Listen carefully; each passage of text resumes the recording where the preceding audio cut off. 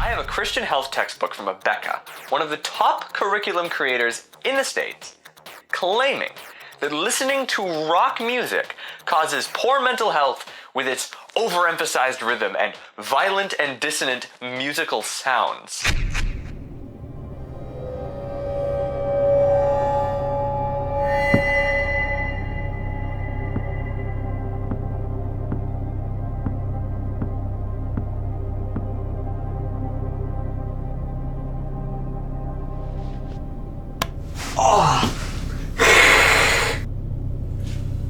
Look at you, sitting here in the dark with your hoodie on.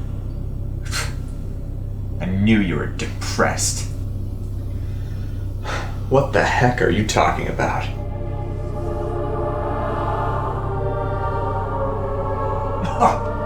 And there's why. You've been down here listening to rock music again, haven't you? Either that or you're down here hiding from me so you can watch. Shut up! You want to know why I'm like this? Well, it's not rock music. It's this. The top 100 CCM tracks of 2020. What? Contemporary Christian music? But you're only supposed to be listening to hymns! You are insufferable, you know that? Unbelievable! And to think you were homeschooled! I know what you're thinking, and the answer is no. I will never miss a chance to roast a Becca. Oh, that wasn't what you were thinking? Well, that's what I was thinking at least. But there's more to this video though. I am really passionate about making good art. I don't paint, I'm not a musician or anything, but there are other forms of art that I'm super into. Writing, speaking, video, you know the deal with me by now. But there are so many art forms that are important to me. I love movies and good TV. I love comics and video games, and I love good music. Mostly, I just love good art. And good art is what happens when someone is really passionate about what they want to make, and they do it with brilliance and with a love for their craft. In terms of passion and love, Christians have got to be the demographic that describes that more than anyone else. So that's why it confuses me and upsets me that most Christian art I encounter is total garbage. This is going to sound like a rant, but I assure you, it is not. I'll be honest, this subject makes me a little angry, but it's not because I'm a hateful person and I just need to blow off some steam. It's actually the total opposite. I love art so much that it fills me with what I think is a righteous anger to see it beaten and abused and watered down and then shoved to the masses as if it's genuine. Let's talk about it, starting with music. For the record, I wasn't kidding, that wasn't a joke for the sketch. I actually did listen to the top 100 CCM tracks of 2020 as research for this video. I don't really listen to too much CCM anymore, obviously, but I wanted to make sure that my opinions about it hadn't become irrelevant. So I gave it a fresh chance, and I was as genuine as I possibly could have been. I made a playlist of what Billboard called the top 100 CCM tracks. I listened from number 100 down to number 1 as the music of my commute, and over the course of a week or so, I evaluated all the songs in that list. There were some okay ones, and a couple that I almost liked, and a lot that were a total waste. Most of it was just vaguely biblical, inspirational garbage. It's like it didn't fit into either of the criteria that I have for good Christian music.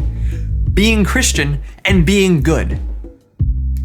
There are some really talented songwriters out there. Taylor Swift is a great one.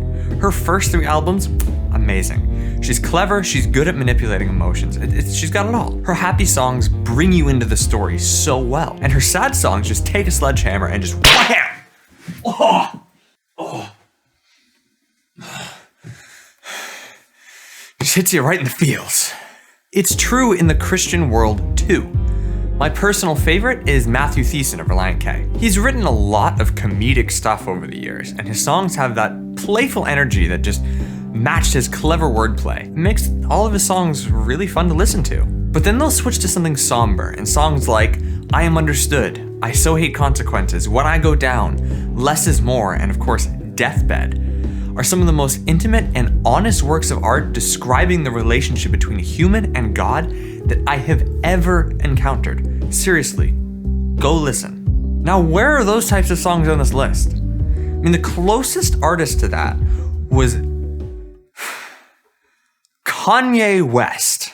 Seriously, listen to his album, Jesus is Lord. Have you ever heard the song Hands On? You know, the one where he describes accurately that the response to his conversion from the Christians was largely one of criticism and judgment, and then he asked the Christians to pray for him? I mean, that was just the slap in the face that I think we all really needed. So no, I found very little of what I was hoping to in the CCM Top 100. Both the most artistic and the most biblical messages came from Kanye West, who's a new Christian. And what did the more experienced Christians have?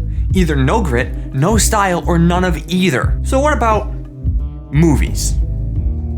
Don't even get me started on movies. The secular world has The Godfather, Singing in the Rain, The Dark Knight, The Avengers. What do we have?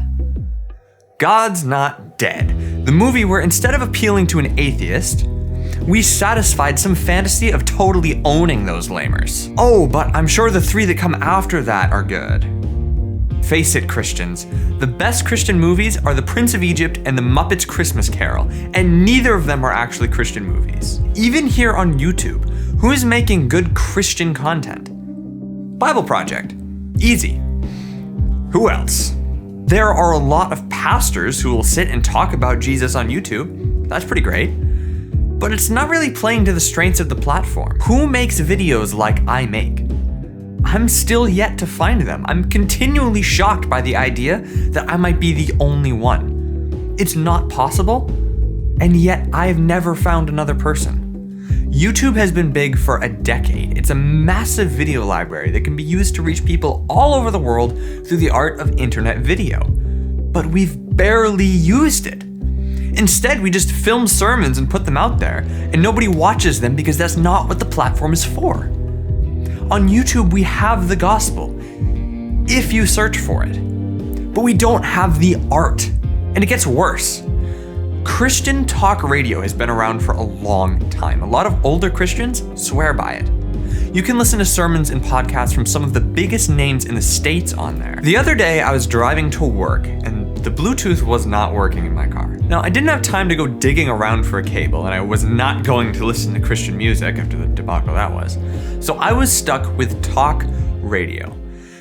And to my utter dismay, it was beyond lame. Here's a challenge. I'm gonna do a 60-second bit, which is basically just an exact impression of what this radio show was. And let's see how long you can get without skipping to the end. At the end of Mark chapter 4, we find the story of Jesus commanding the wind and waves. And what this story tells us is that Jesus is God. And then, in the beginning of Mark chapter 5, we find the story of Jesus casting the demons out of the demon-possessed man.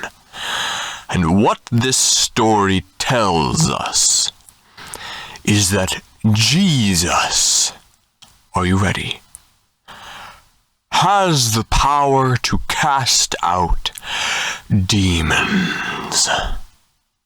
Yeah, I lost. I was driving to work. First thing in the morning. I mean, sun wasn't up for hours. I was listening to this Christian talk radio, and I was angry as crap. And I was angry because I was listening to Christian radio. How backwards is that? Who is this a help to? It's so basic that it's not helpful to anyone who's been a Christian for longer than a year.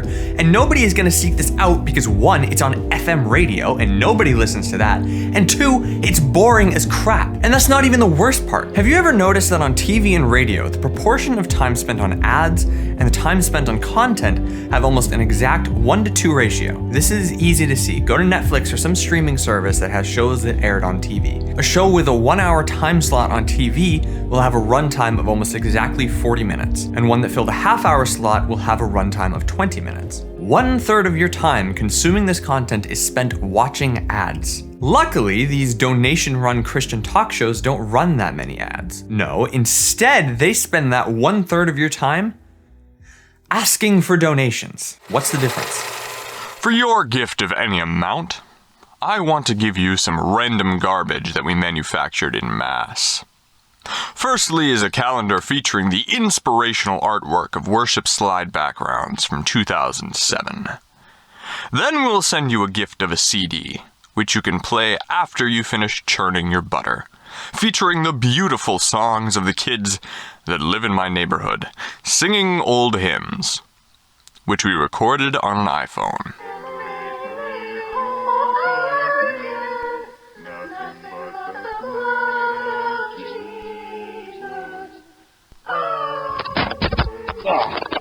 Dropped it. And then, for this month only, for your gift of any amount, we'll even send you a pamphlet. That's right, a piece of paper mailed right to your door. For donating to us, we want you to have this special opportunity of reviewing the spam that next month we'll mail to other people against their wishes. Okay, I'll stop beating on the dead horse. At least I didn't bet on one. I know some of you think that I've gone too far, that I'm making fun of Christians for no reason. That's not the case, and this isn't a rant either. It is a plea. We can do better than this. We have to do better than this. For the desperate single mother who turns on the radio, whom knockoffs of already bad pop music will not help. For the Christian who's sliding, who needs something to rejuvenate them. For the Bible student on his way to work, looking for something to feed his soul. For the world who won't listen to our yells and our sermons, but might just stop to hear the music rising from the hearts of the elect, filled with hope and creativity by the Spirit that unites us. That's my dream, and that's why I'm so disappointed by what we have now. I don't want to complain about the problem. I want to be the change, and I want you to be the change with me.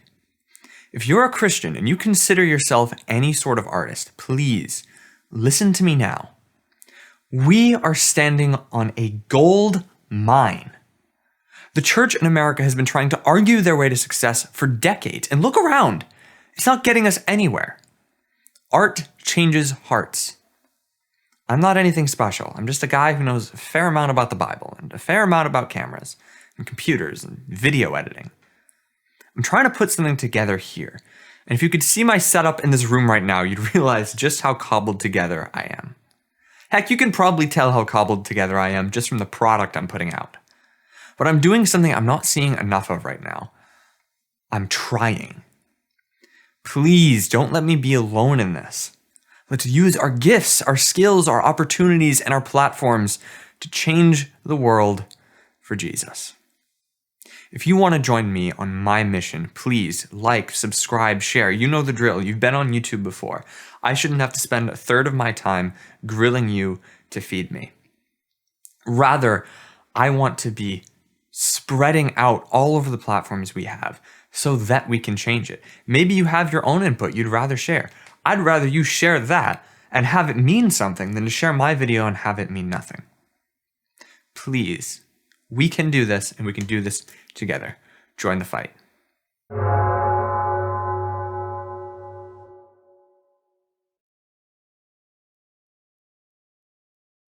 Check this out. You know, sometimes I stare into the eyes of my lover. What? Optical intercourse? Too easy.